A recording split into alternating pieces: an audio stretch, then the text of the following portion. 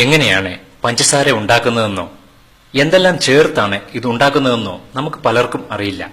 പഞ്ചസാര വെളുത്ത വിഷം എന്ന പേരിലും പൊതുവെ അറിയപ്പെടുന്നുണ്ട്.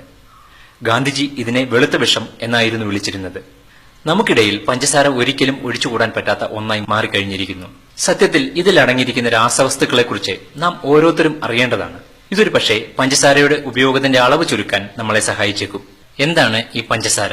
കരിമ്പിൽ നിന്നും ജ്യൂസ് എടുത്ത് അതിന്റെ കളറും വിറ്റാമിനുകളും മിനറലുകളും കാൽസ്യവും ഫോസ്ഫറസും മാറ്റി ബ്ലീച്ച് ചെയ്ത് വെളുത്ത നിറമാക്കി 23 തരം കെമിക്കൽ ചേർത്ത് പൂർണ്ണ രാസപദാർത്ഥമാക്കിയ ക്രിസ്റ്റലാണ് വെളുത്ത വിഷം എന്നറിയപ്പെടുന്ന പഞ്ചസാര. ഇത് എത്ര കാലം വേണമെങ്കിലും നമുക്ക് സൂക്ഷിക്കാം. പ്രിസർവേറ്ററായും പഞ്ചസാര ഉപയോഗിക്കാം. പഞ്ചസാരയിൽ സ്ട്രാച്ച് മാത്രമേ ഉള്ളൂ. ഇത് ആമാശയത്തിലെത്തിയാൽ ദഹനം എളുപ്പത്തിൽ നടക്കില്ല.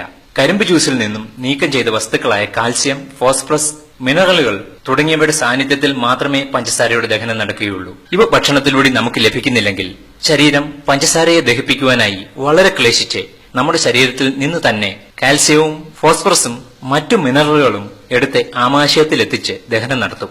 എവിടെ നിന്നാണ് ഇവയെല്ലാം ശരീരം എടുക്കുക എന്നറിയണ്ടേ? പല്ലിൽ നിന്നും, എല്ലിൽ നിന്നും, ഞരമ്പുകളിൽ നിന്നുമാണ് ഇവയെല്ലാം എടുക്കുന്നത്.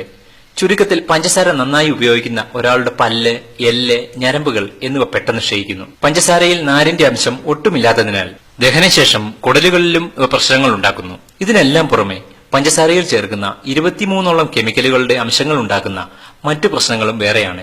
ഈ രാസവസ്തുക്കൾ നമ്മുടെ ഉള്ളിൽ ചെന്നാൽ കിഡ്നി വിചാരിച്ചാൽ പോലും ഇവ പുറന്തള്ളാൻ കഴിയില്ല. അങ്ങനെ ഈ വിഷങ്ങളെ പുറന്തള്ളാൻ കരളും ത്വക്കും ശ്രമം നടത്തും.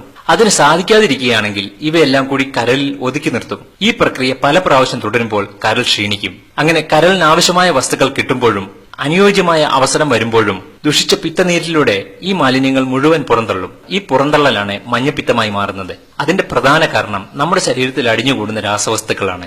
കിഡ്നിയും കരളും പുറന്തള്ളാത്ത ചില രാസവസ്തുക്കൾ അടിഞ്ഞുകൂടുമ്പോൾ ശരീരം അവയെ ത്വക്കിലേക്ക് മാറ്റുന്നു. തൊലിയിലൂടെ ശരീരം ഈ മാലിന്യങ്ങളെ പുറന്തള്ളാൻ ശ്രമിക്കുന്നു. മാലിന്യങ്ങളെ പുറന്തള്ളുന്ന ജോലിയാണ് തൊലിയുടേത്. തൊലിയിലൂടെയുള്ള ഈ മാലിന്യ വിസർജനമാണ് സകല ത്വക്ക് രോഗങ്ങളും നമുക്ക് സമ്മാനിക്കുന്നത്. ഇങ്ങനെയൊക്കെയാണെങ്കിലും പഞ്ചസാര ഒറ്റയടിക്ക് നിർത്തുവാൻ നമുക്ക് സാധിക്കുകയില്ല.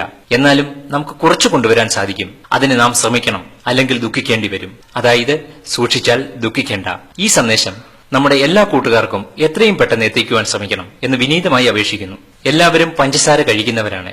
എല്ലാവർക്കും അറിയാം ഇത് കരിമ്പിൽ നിന്ന് എടുക്കുന്നതാണെന്ന്. എന്നാൽ ഇത് എങ്ങനെ എടുക്കുന്നു, ഇതിന്റെ ദൂഷ്യവശങ്ങൾ എന്തൊക്കെ എന്നെല്ലാ കൂട്ടുകാർക്കും അറിയണമെന്നില്ല. അതുകൊണ്ട് ഈ മെസ്സേജ് ഷെയർ ചെയ്യുക.